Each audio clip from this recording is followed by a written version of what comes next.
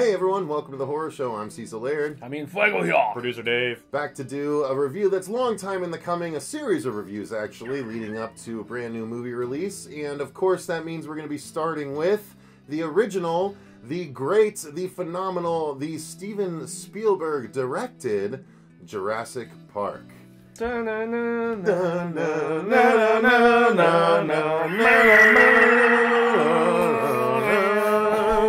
Helicopter. I thought we were going to do the whole opening and do the whole movie. I think we're good. I've pretty much memorized it. Yeah, that's why I didn't have to rewatch before this review, because this movie is one... I still did. I did not. This movie is one that I absolutely know by heart. And honestly, all four of them at this point are ones that I know by heart. The fourth, the least of which, because I've only seen it twice. But the third. The third I actually really enjoy. We'll get to it. But anyway, we're here to talk about the original classic Jurassic Park from 1993. And this is the first movie that part of why it sticks out to me as a film goer is that this is the movie that they introduced the DTS digital sound in the theaters here in Arizona. I don't know if they did it ahead of time anywhere else, but this was the Dolby DTS sound where the audience is now deaf. Or and like would, on the tiny feel tunes, the rumble. That was the first time you'd feel the rumble. So when the Brachiosaur, when they first drive on and see them, and it is up eating, and then it drops down and goes, you actually felt that in the theater, and you were like, oh my god, I'm in the movie. Yeah. Like so that when was the T-Rex, in the pop. The T-Rex when it's shaking the water, you feel it. Absolutely, and when Right. every raptor screech that was at every corner of the room, like it was so unnerving. So I will say that from both a nostalgic and remembering what I originally felt perspective, this movie was amazing on all accounts.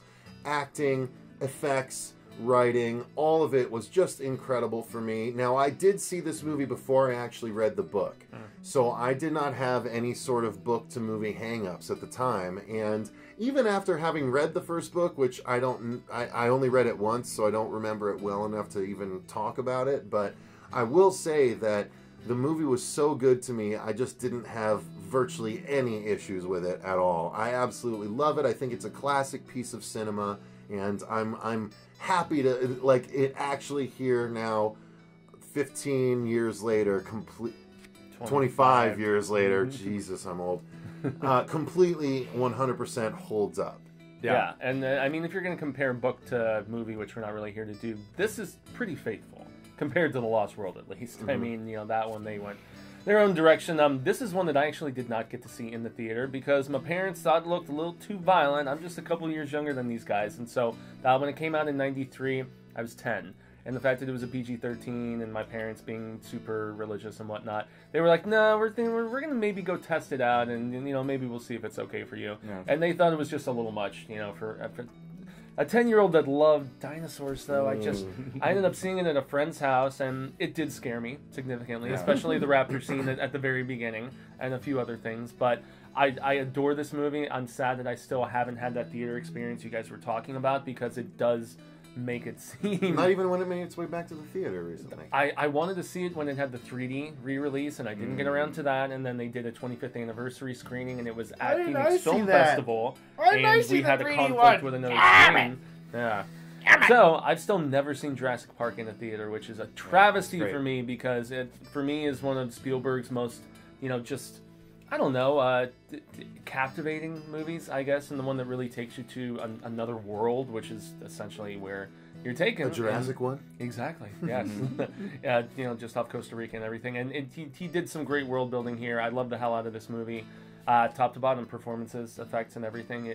I just watched it before this review, and I think it still holds up very well. That Winston Practical, man, it's damn good. So, yeah. Dave. Producer Dave? Well, the planets aligned for this film. For this story, to have this director and all the other people who were associated with him, and a lot of people are on Steven's team, but you know, they come and go.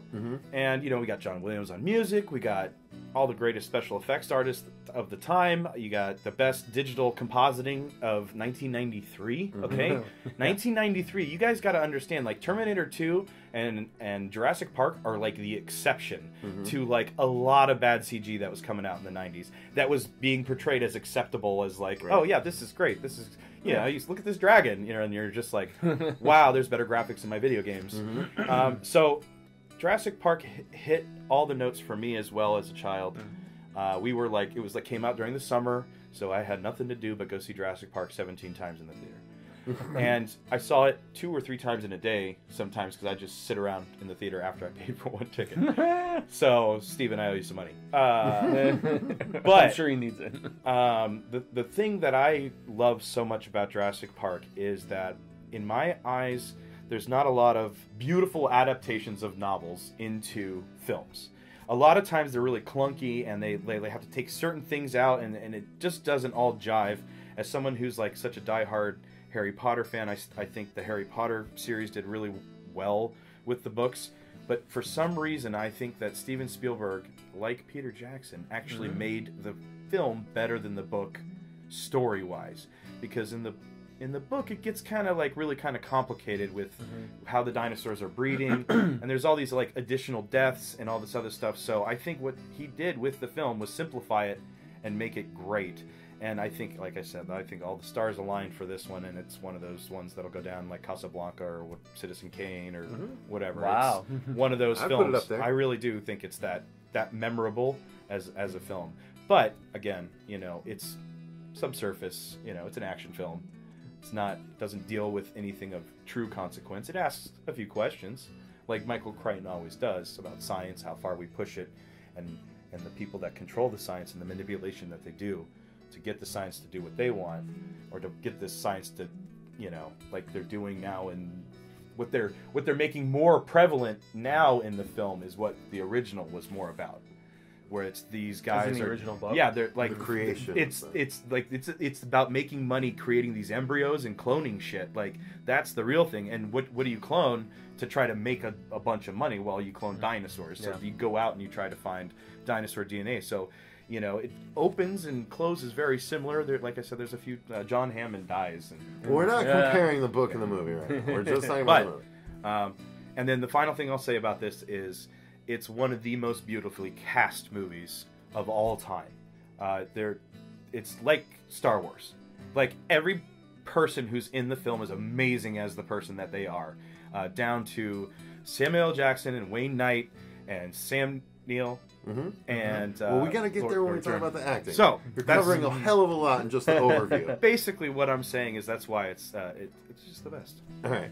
So the story, obviously, you guys probably know the story at this point. Dinosaurs are being brought back to life by InGen, and Hammond, the guy behind the whole mess, invites Alan Grant and Ellie Sadler to come and sort of sign off on the park as paleontological experts. And when they do so, they show up, and then we are introduced to Dr. Ian Malcolm as well as Hammond's grandchildren. All the key players are in place, and they go to tour the park, and of course, things go wrong, and a storm hits, and that dinosaurs get theory, freed, and we get one of the most outstanding thrillers that's ever been created. So, the story is the story. I love it. It's amazing. I did, again, read the book Once Upon a Time. We're not here to compare them, but let's just talk about the movie. I thought the story was phenomenal. It was well executed. It was fleshed out. Like Dave said, the characters were great. Well, we'll get to the acting in a second, but the story itself was super, super fun. Yeah, it was especially fun for me as a kid because there was kids thrown into this situation. Right. And I think that was probably a little deliberate, maybe the reason Spielberg wanted this story, because he does very well with child actors. You know, as you saw from E.T., as you saw from even something like Jaws. Jaws, but hell, I was even going to say like Temple of Doom with, you know, Kid from the Goonies and stuff like that. He always brings the best out of young actors. Short Brand is. You know, I was especially captivated story-wise just by the awe of the recreation of these creatures that fascinated me so much as a kid. Like, as a very young child, my two big geek out things were sharks and dinosaurs. And I guess sharks are pretty much, you know, aquatic dinos, at least of that era. I mean, they've been around for, you know, tens of millions of years. Or I'm sure my parents would disagree, you know, with the whole Christian Science aspect. But nonetheless, yeah, they frightened, and just the way that they were brought to screen and seeing them actually consuming and killing. I mean, a scene that still sticks out to me so much is, you know, Newman getting killed by the Dilophosaur, man. I mean, that scared me so much, where he's in the car with him. Nedry, yeah, that's right. And I also liked the fact that there was a rivaling company, this Biosyn company, that was adamant about taking their scientific breakthrough and using it for their own nefarious personal gain, and, you know, just, you know, the Dodgson, ever the opportunist, as you see so much more so in the second book. So Michael Crichton. Yeah. If you read the books, it's so Michael Crichton. The plot of the We'll get film. to it, guys. We're talking about the movie. Stop. The story comes from Michael Crichton, okay? Okay. And the adaptation is great because they keep all the best parts of his stuff. It's just not as in-depth as it is in the book. Okay. And so, yeah. Don't go into Dodgson stuff. We barely see him in the movie. So go ahead. Dodgson. Nobody cares. Dodgson here. Nobody cares about Dodgson. Nobody cares They about even Dodgson. say it in the film. Nobody cares about Dodgson. Which Move is on. true. So I'll throw it to Dave. One of my favorite parts of the story is obviously the grandkids' journey and Sam Neill's journey. I think I love that little story. The father and the kids. You know, he doesn't want to have kids, and by the end of the film, he and Laura Dern, you think that they might have kids, but then you find out later in the sequels that she went off and got married, and he's still just digging up bones. Yeah. And so I did really like that they played with all the stuff, and Jeff Goldblum, character interaction that happened throughout with the story. He literally was the chaos. You know, if you watch a scene, like, you know, he's the one who gets hurt, and then they all have to, like, help him, and it's his POV so many times that, like, you kind of play in throughout the story, and so I just love it, and I think they ended it beautifully. They started it beautifully. It's so memorable through the whole thing. I don't know what else to say about it other than let's move on to the moving acting. into I mean, we're talking about the acting so much. We're all going to talk about everyone a bunch. So I mean, I'll start off and talk the most about Sam Neill. It's where I fell for that guy as an actor. Between this and Event Horizon, I just really did. And In the Mouth of Madness. In the Mouth of Madness as well, which is actually going to be a Patreon review that has been that won the poll this month. So we're going to be doing that for Patreon. But yeah, you guys, the acting in this movie is phenomenal. Sam Neill is great as Alan Grant, and his acting regarding both the kids and Ellie and everything, he just stands out. And of course, I loved Ian Malcolm, I loved Ellie, I loved the kids, I loved Hammond. The cast is just unbelievably brilliant, like Dave said. But specifically, I just want to talk about Sam Neill. It gives you guys an opportunity to talk about the others, but Sam Neill is just incredible as a scientist that has loved these creatures for so long and is now faced with them in live action. And not only that, but he carries around a raptor claw and then he has to face down raptors. It's just brilliantly executed, and he plays a guy that deals with that very well. Scares that kid at the beginning. Well, let's just pile on Sam Neill then, because there's a couple little things that I'm going to exactly tail on to what you say. So he has that little raptor claw, right? And at some point, remember, he throws it away. He's like, I don't need it anymore. And I love that he's kind of like letting go of a little piece of like his hit, so it's to show that very growth. Reminiscent of the Meg book. It's beautiful. And then there's a couple little other things, little details if you notice, like when he adapts to not having the seatbelt right in the. He takes two female ends and he ties them together. And then later on, life finds a way. I think that's, again, I don't know if that was an actor choice or if that was something that was planned in the script or if that's something someone's like, hey, that would be a cool foreshadowing. But I think that Sam Neill played off all these little moments so well. When he sees... I never put that together as foreshadowing until he just said that. Well, I didn't come up with that. That's in the ether. But there's that moment, it's a total meme moment when... he takes those glasses off. Good. I mean, it's one of those things where you're like, yeah, you don't take the time to. You just kind of like you just shake them off your face. Yeah, and then the turning of her head, like again, part of this I think is Spielberg, but also Sam Neill just what? Yeah. And then she just gets up and fucking pulls hers off too. Yeah, that's right. Ellie is just like, She pulls her glasses off too, though. And one of the things I hate in films is showing an actor's face and not showing the thing that they're supposed to be scared of, and then just like, oh yeah, their face is scary. Agreed. But there were moments in the film where even Sam Neill made me feel scared with his reactions to stuff. When he's like, don't move, right, during the rain sequence, in his eyes, he's still he's ready to jump in front. You know what I mean? So he has no fear. His fear comes for like protecting the kids now. Right. And I love that. I love that character arc that he has, where the kid follows him around and annoys him. And I know that Steven Spielberg was like, okay, here's what you're gonna do. You're gonna follow him around like this all fucking day. This is the scene we're doing today. Which and car are you planning to be in? What trailer are you hanging out Yeah. at? What are you eating from what are you eating from the buffet table? Literally follow him around on set or something. But it's just so beautifully done, and his charisma with just everybody, including Ian Malcolm, the lawyer, John Hammond. He's just fantastic. So that's my Sam Neill pile on. All right. Well, if we can't talk this long about everyone, and that's what I was going to say. I actually have a few other names that I really want to mention. Newman as Wayne Knight. Wayne Knight, the name of the actor. Yes, exactly right. As the slimish guy, the hacker. The hacker who is really just basically going to send this entire park into oblivion, and allow the chaos that. That's not his plan. No, his plan. Well, you may be thinking the book right. versus because Well, no, I mean in the film, he's trying to do runs off and all he's trying to do is open one gate so he can get through. But the problem is when they reset the system, it opens all the gates, and they can't. That's why they have to kiss. They can't close that one gate or whatever, or he shuts it down. No, he crashes and he can't see which way to drive with the cart.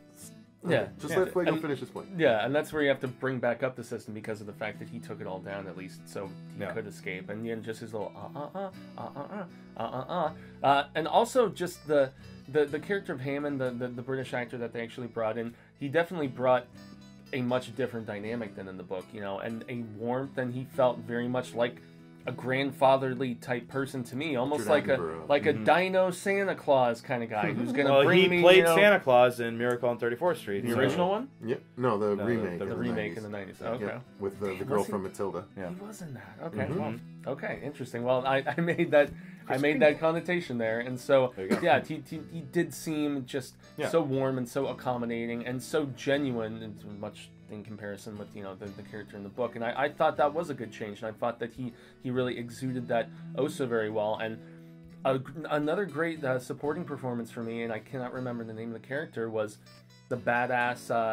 I don't know if he was Aussie or the hunter guy. The fact that he seemed like the most badass in the entire crew of people, and yet, and this is pretty much a Muldoon. There you go. Thank you. Yeah, I was grasping for it because I have all of the Lost World names in my mind right now after reading that one, despite doing Jurassic.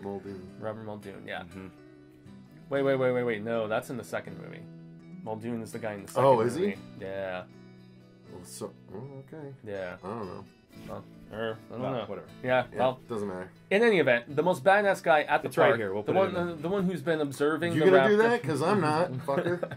The one who's been observing the raptors the entirety of the time, and he's giving he's giving Grant all of these insights and everything like that. The fact that he could be just such a badass and yet still be taken down and everything. I guess that's maybe a little bit more of a story thing, but I did like his performance a lot. I thought his character was very cool, and so those were. I mean, that just shows that despite a great performance from Ordern and Goldblum and Sam Neill and all of these more top tier people, that even the filling out of the supporting people was so cast. Solid, and they added so many little just details here and there that made the story that much richer. Yeah. I mean, that just shows that the casting director did a hell of a job, on that. I mean, top to bottom, like you said, Dave, it was all the stars aligning. So.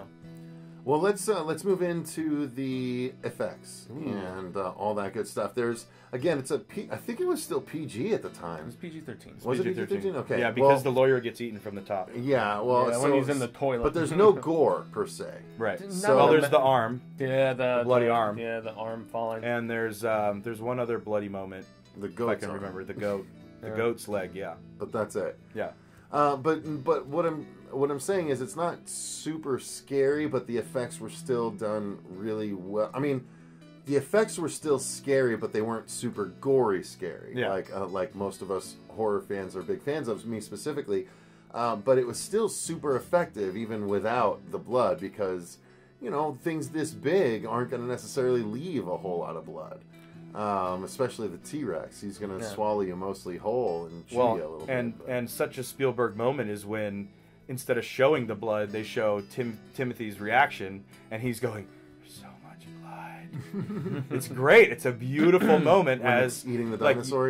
like that's a beautiful moment because like I can't show the blood, so let's show the kid who's like, "Oh, look at all that blood." Like, I don't know. Yeah. Again. No, that's true. So yeah. But the actual dino effects, though, I mean, what's amazing is how well it holds up, both the CG and the practical effects.